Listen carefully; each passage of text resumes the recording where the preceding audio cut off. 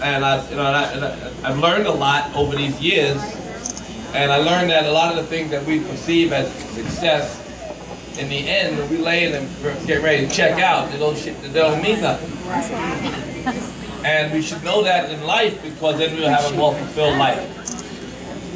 So I've written these books on happiness because it's been my pursuit, even greater than the things on the outside, has been to dig inside and to reach a better relationship with God, or my higher self, or the thing that is most important in life. And people are always pursuing that, and they're always pursuing it on the outside, when each prophet has told us over all the years in different languages, different colors, but they had the same rap. That the thing that we're searching for, happiness, is on the inside, not on the outside. So I've written these books, and each book I put a chapter on meditation. The last book, some of you know, is called Super Rich, and I had to come up with a title, because if I call it Christ Consciousness or Nirvana or right, State of Yoga or any shit like that, Muslims refer to taqwa. This state of consciousness, a state of needing nothing. That's super rich, a state of needing nothing. Because in the end, that's why we buy shit, that's why we chase things, and that's why we go to work every day, so we can be relieved, be comfortable, and we like to operate from abundance. You know that terminology, right? So we're all seeking this state of happiness. And in every book I've written a chapter on meditation. And it's been, for me, the greatest tool regarding, promoting happiness for myself. And I wanted to share it. I don't know if you know that all the books that I write, I give the proceeds away. I mean, I do it because, well, the first book was written just as a kind of a cleansing. All the stuff I had studied over the years, could I simplify it and put it in a book so people could get it? And that was a whole exercise for me. But I, for sure, didn't think anybody would buy a book on happiness from me. And Oprah sold a book, and so then I became a best-selling author. And the next book I wrote, and I really wanted to be helpful to other people. It was a much better intention. It wasn't just my own prayer. It was a shared idea, basic idea that all the prophets promoted in a simplified way. So I ain't gonna talk too long. I want to just get to this last book. The reason I wrote this book, because I know that everybody needs quiet time. Yes. If not, we will contribute to the unconscious behavior that society is engaged in on almost every level.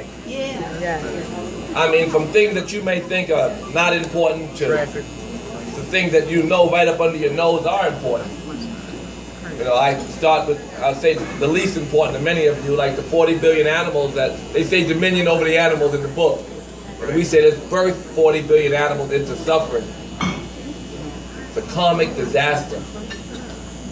It causes sickness and cancer. Recently, I just read some shit. I just read, and since I've been doing the circuit, talking about unconscious behavior and meditation, I've been in places like Dr. Sanjay and Dr. Oz and all these. They said that if you, just so you'll know, I'm sharing this with you, it's off subject, but if you have steak at 30% of your protein, it's equal to 20 cigarettes a day. Did y'all know that? That's new news, right? But you didn't know that, right? So I just want to say that because I'm an animal activist. In case you thought you were healthy but you had your steak for dinner, the amount of cancer that you're promoting and injecting is pretty serious. So anyway, the unconscious behavior comes when you don't look inside for answers. Because the preacher will tell you anything, the rabbi will tell you anything, the monk will tell you anything, but if you don't double check with the heart, you don't know if it's true. So I've discovered what everybody has promoted over and over again. What they told you is true is true. There's a piece of God inside that informs you. And if you don't sit quiet, you can't hear him speaking, him or her speaking to you. So I wrote a book, and the intention was to demystify meditation. To make it simple. I meditate with my kids every single day before I take them to school. I have an 11-year-old daughter who's exceptionally brilliant, and she gets it from her mother.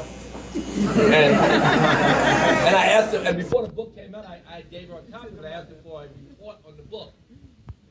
And so I'm taking her to school, I'm like, where's my report? And she's like, Dad, your book is remedial at best. She said it's written like C-Cat. Yes, yes, yes.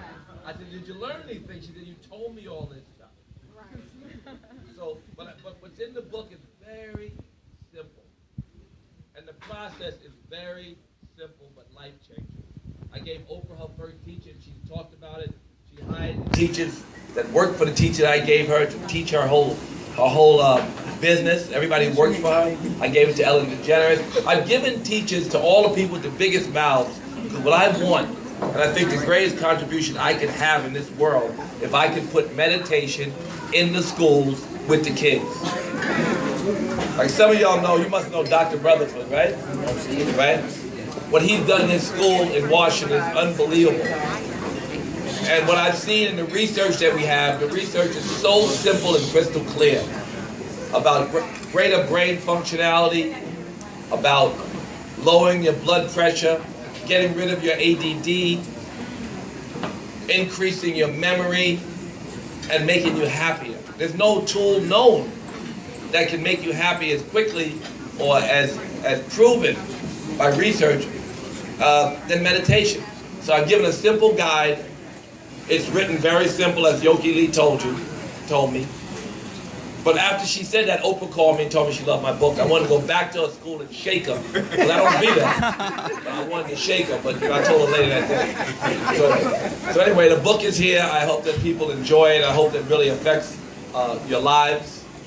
And the greatest dharma, the greatest thing I could do in life is to get more meditation to more kids and to more adults. So thank you for coming, and I'm happy to be here with you.